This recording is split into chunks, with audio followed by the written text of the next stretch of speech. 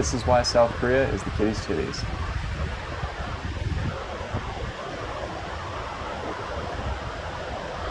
I lived in Korea for 14 years, and if there's one thing you take from this video, is that Korea is not to be missed as a tourist destination. Most people think of Korea as something like this, just expansive amounts of high-rises, and they're not totally wrong. However, there's so much more. While Korea is a small country, roughly the size of Indiana in the US, it has a lot going for it, such as a ton of coastline, islands, and it's very mountainous. There are a lot of people who live in Korea, however, half of them are congregated in and around the Seoul area, so that does open up a lot of countryside to enjoy. Post-war Korea was absolutely destitute, but has risen to become the 14th largest economy in the world. The food is absolutely incredible. I firmly believe that's the reason that I accidentally took a 6-month plan and it became 14 years. You can basically buy alcohol 24/7 here. It's deeply ingrained in the culture, so if you're watching this channel, it's kind of a no-brainer to go to Korea. This one requires a little bit of an explanation. Being in East Asia, Japan and Korea are often lumped together kind of synonymously. However, that couldn't be any further from the truth. Japan, people are friendly, everything's clean, on time, and orderly, whereas Korea, it's a little bit different, where it's a little gritty, kind of dirty, and Koreans can be kind of rough around the edges. However, all that said, if you make Korean friends, say you break bread, get shit canned together, and have a good time, they'll basically jump on a grenade for you for the rest of their lives. Since half the population lives in and around Seoul, that means the countryside is wide open. Beautiful mountains, coast, and islands. It's incredible, really. But more on that later. If you know, you know, and if you don't, well, I'm sorry. If you're into petite women and black hair, there's no greater target-rich environment. Most of the footage here on out is from Jeju. It's called Korea's Hawaii, and it's an island about 30 by 40 miles to the south. Here is Seongsang Ilchubong, and it's $2 to get in, and it's a UNESCO Natural World Heritage Site. Then there's the Jeju Ole Trail Network, which takes you around the island. It consists of over 20 routes, which is about 300 miles worth of trail. It's a great way to pop through some citrus orchards and flat land, as well as the ocean and lava rock and lava tubes, and you might even see some horses along the way. It's a spectacular way to see the island.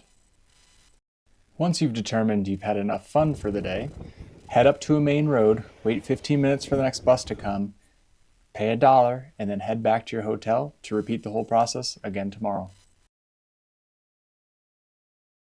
I know this might sound strange to you, but one of the best things about living in Korea was the convenience store situation.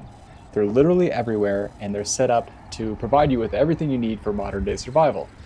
Picnic tables out front. They want you to stay and drink, and they'll give you snacks in order to do so. You can get on an app and you can order chicken, drop a pin, and they'll bring it to you. There's really no such thing as loitering there. On Jeju, you can hike for an hour or two, not see a single soul, pop into a small town, see a convenience store, pull over, get a beer of course, but there are other things to get as far as like snacks, rice rolls, the coffee is excellent, sandwiches, they even have chicken breasts for fuck's sake. And if that weren't enough, the hard alcohol and wine selection is off the charts. Remember, this is a convenience store, and all these convenience stores are just like this.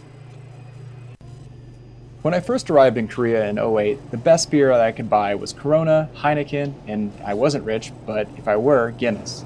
Now you've got tall boys, highballs, weird alcohols, soju, and makgeolli. Watch out for makgeolli, bitch and hangover. Here I'm buying 4 tall boys of Guinness, one of my absolute favorite beers, for about $8.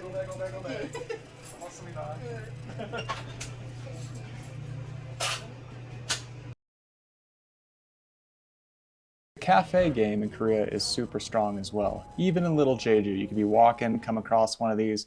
Of course they have coffees and smoothies, but they'll also have beers, bottled beers, and potentially, sometimes, craft beers on tap. I'm just going to use this portion of the video to flex on how good the Korean food game is. Of course you've got your bibimbaps, which everyone's familiar with, but I'm a soup man, and there's about 10 soups that I would kill for right at this moment, just to be able to teleport over to Korea and have.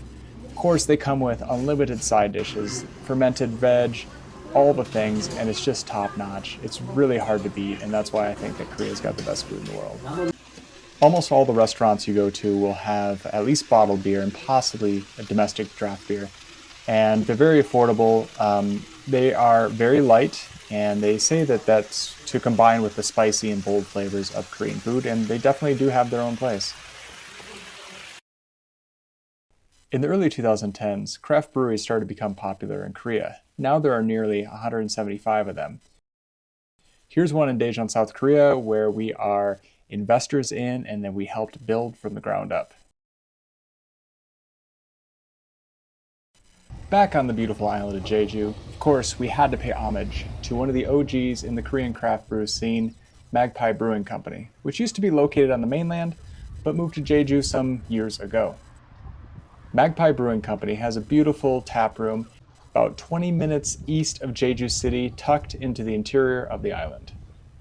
I really hope you enjoyed my little photo essay about drinking beers in South Korea, and I truly hope you get to visit and crush beers like I did for so many years.